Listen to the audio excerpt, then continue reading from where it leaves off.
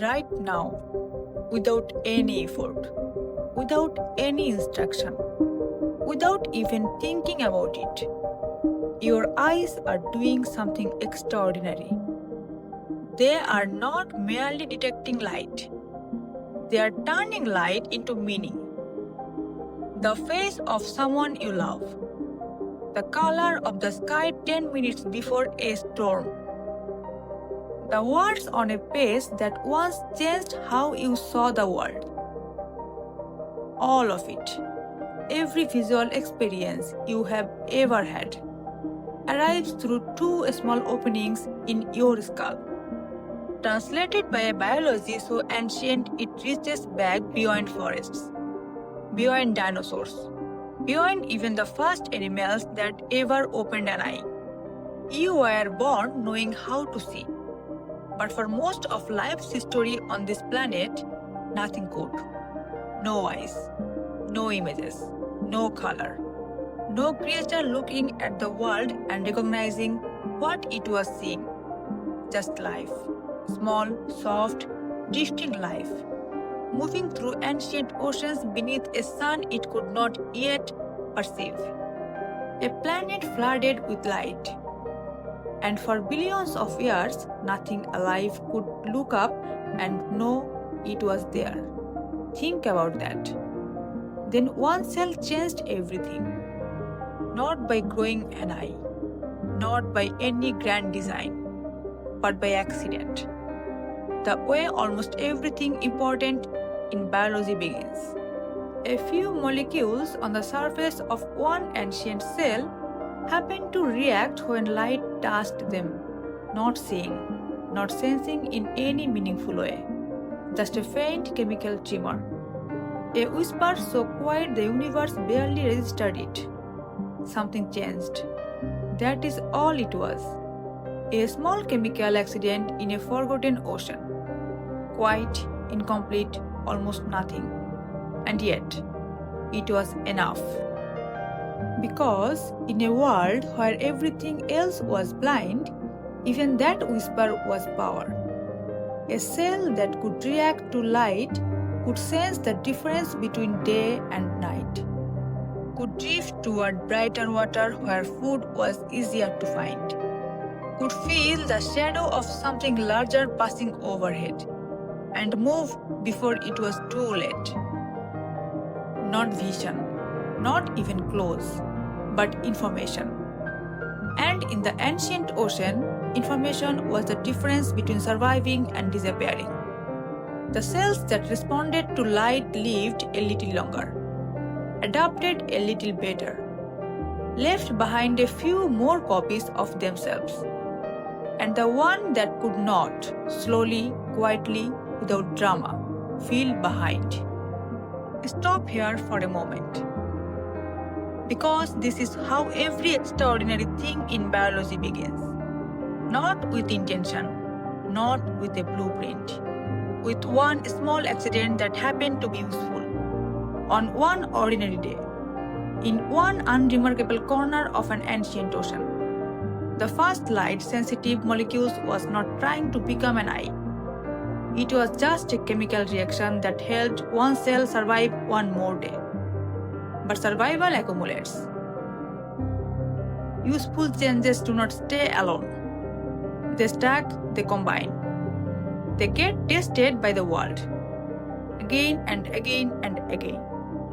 And given enough time, enough generations, enough pressure, enough darkness pushing life toward whatever faint signal light could offer, chemistry becomes structure.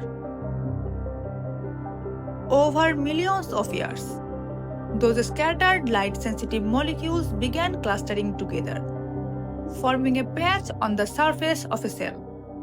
Still not an eye, but more sensitive than before. Then that patch slowly sank inward like a surface gently folding into a cup, concentrating the light, making the signal richer. And suddenly, light was no longer just being detected. It was arriving from a direction. Where is it coming from? Above? Below? To the left? that mattered. Because once light has direction, the world stops being a wash of brightness and shadow and starts becoming a place you can navigate. Then the cup deepened, the opening narrowed, and what had once been a simple patch of sensitivity began to work like a crude camera. No sharp images, no detail, but enough to separate movement from stillness, enough to sense edges, enough to know that something was there, and where it was coming from. Later, transparent material formed over that opening. Then something even more powerful, a lens. Now light could be focused. Shapes became clearer. The world stopped being a glow and began to take form. The outline of a predator, the edge of a reef, the difference between safety and death. This is the moment that spilled the history of life in two. Because the instant one creature could see, every other creature had to respond. For billions of years, life had moved slowly, not peacefully. Nature was never peaceful, but blindly. Without pursuit in any visual sense, without the terror of being watched, without the need to outrun a gaze. Then a predator with eyes entered the ocean, and survival changed speed overnight. Predators that could see hunted with precision. Prey that could see fled with purpose. The ocean, which had been slow and patient for 3 billion years, suddenly, violently accelerated. An arms race began that has never stopped. Eyes became sharper, faster, more complex. Colors emerged from darkness. Depth perception emerged from flatness. Camouflage appeared, tracking appeared, and eventually the ability to look into another creature's face and read what it was feeling. Fear, hunger, love. All of it descended from that first accidental patch of molecules on the surface of one forgotten cell. That trace is still here. Inside the hawk circling overhead. Inside the deer lifting its head at the sound of moving grass. Inside you, reading this, with eyes so refined they can find meaning in a line of marks on a screen.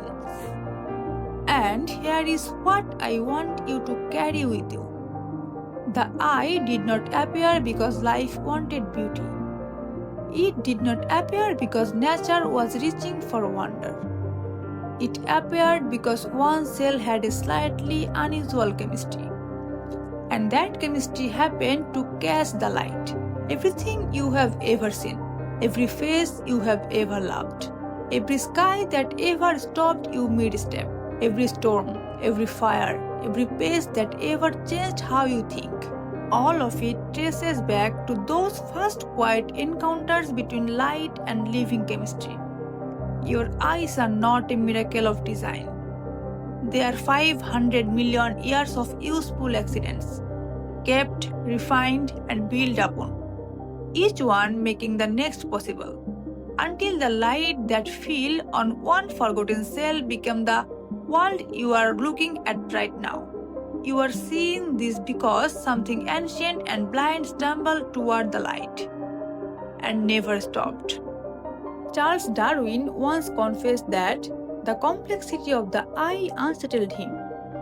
At first, it seemed almost impossible that something so intricate could emerge through gradual, unplanned change.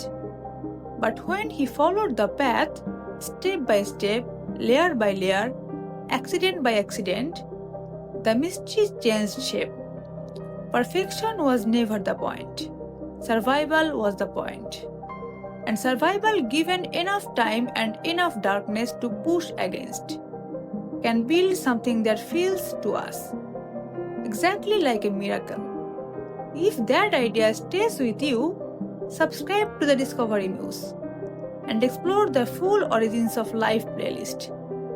where every episode takes one ancient mystery and brings it close enough to feel personal. Because the next chapter is already waiting. Life can now see the world.